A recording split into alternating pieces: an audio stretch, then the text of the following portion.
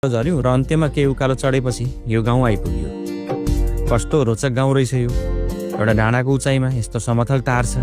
यही टारमा झपक्क गाउँ बसेको देखिन्छ। यो टारमा खेतीयोग्य जमिन छ।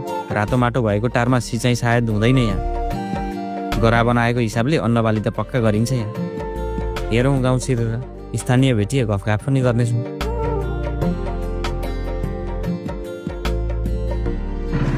कस्तो गजब ठाउँ देख्यो है। हामीले माथि डाँडाबाट देखेको गाउँ आइपुगेको यही हो। परबाट देखिएको अघिदेखि देखिएको गाउँ यही हो।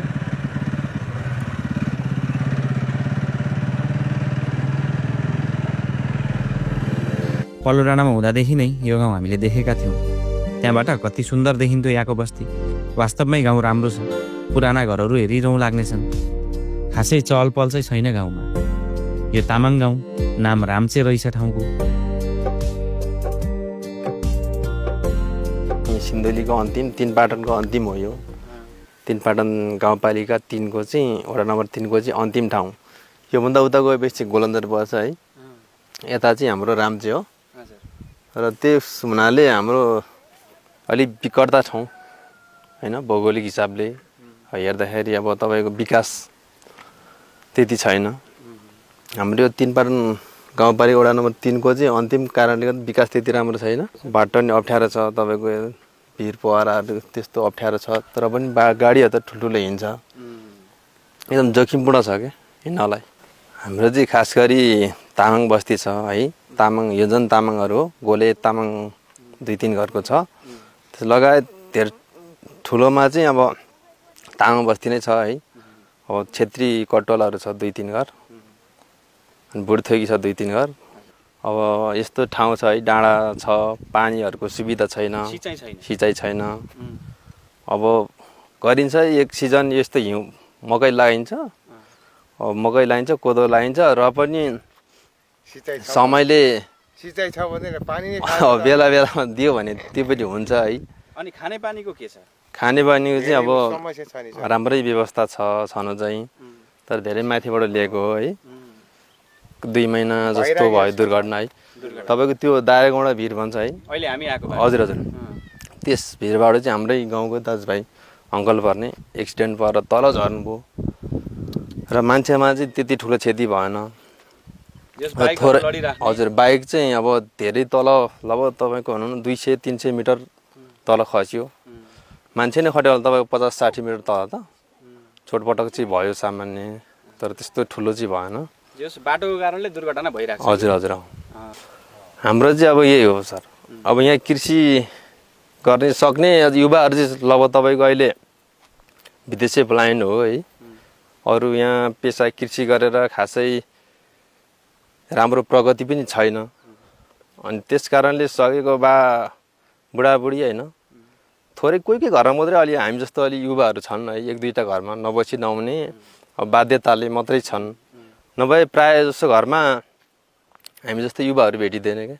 यस्तो सानो सानो भाइ बहिनीहरू मात्रै पाइन्छ। अनि बाढाबुढी भएको बाहरू मात्रै छन्। त्यो पनि समस्या छन् चाहिँ है। अहिले हाम्रो गाउँ हेर्दा त 26-27 धुरी त हो नि। र एक गाउँबाट अरू गाउँबाट आउँछन्। त्यसैले बिरामी हुँदा अप्ठ्यारो पर्दा युवाहरू नहुँदा त अप्ठ्यारो तपाईँको अब हेर्नु न, अहिले हस्पिटल छैन नजिक। त्यस कारणले अब बोकेर लानुपर्ने अवस्था नि आउँछन्। बर्खामा यो बाटो चल्छ कि चल्दैन? बर्खामा चल्दैन सर, यो बाटो चल्दैन। हजुर। पानी परेपछि त त्यतिकै हुन्छ। झरीहरू ठुलो पानीहरू परेपछि तपाईँको यो बाटो गाडी सम्भवै हुँदैन। बर्खामा यातायात नचले पनि पैदल हिँडेर जीवनयापन चल्छ नै। कृषि उपज धेरै नभएकोले सहर पुग्दैन। गाउँमा पुग्ने खाद्यान्न यही गराहरूमा उत्पादन हुन सक्छ, तर बाँदरले लगाइदिएको बालीनाली सबै ध्वस्त बनाइदिन्छ। सके जति मेहनत त गर्छन् किसान, तर उपलब्धि शून्य प्राय। समाधानको उपाय छैन स्थानीयसँग। बसाइ सरौँ भने कता जानु, पुर्खौली थलो छोड्न नसकिने। अर्को ठाउँमा थाकथलो जमाउन मुस्किल पर्छ नै। साँच्चै गाउँवासी के गर्ने के नगर्ने कति ठुलो समस्या रहेछ यहाँ। बारुदको ढ्वाङ हुन्छ जुन पड्काए बाँदर भाग्छ भन्ने चाहिँ सुनेको रहेछन् स्थानीयले, तर त्यो कसले दिने?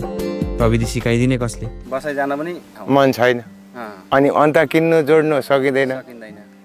कृषि गरेर खानलाई अब भन्नु त यो भाइले भन्यो कोही विदेश गएको छ कोही कता गएको छ भन्यो है के गर्नु त खेती कहाँ कहाँ छ हाम्रो अब पाखा भित्तामा छ बाँदर लाग्छ दुनियाँदारी हुन्छ सबै यस्तो छ सर अब के गर्नु त काम गरो फल खान पाइँदैन पाइँदैन सुन्ने नै फल खान पाइँदैन समाधानको उपाय के हुन सक्ला त्यो पड्काउने विषयमा तपाईँहरूलाई कुनै सामग्रीहरू दिएको छ छैन त्यो हामीलाई दिएको छैन सर त्यो पड्काउने दिएको छैन हाम्रो यहाँ केही छैन बाँदर तर्सरी कुराहरू त्यसलाई भरिसक्यो त्यो पड्काउने दिए हामीलाई अलिक केही तर्सिन्थ्यो कि बाँदर तर्सक्यो त्यसलाई मार्न पायो भन्थ्यो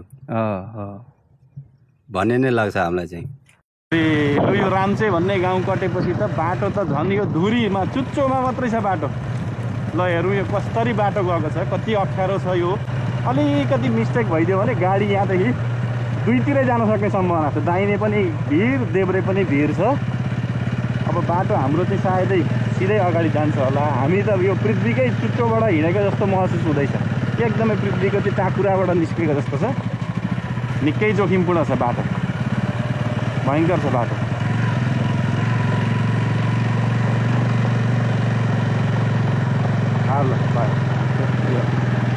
यहाँदेखि बाटो हराए जस्तो छ नि तर अब यहाँबाट घुमेको छ नि बाटो फेरि यहाँबाट सुरुङबाट निस्किन्छ पुलोबाट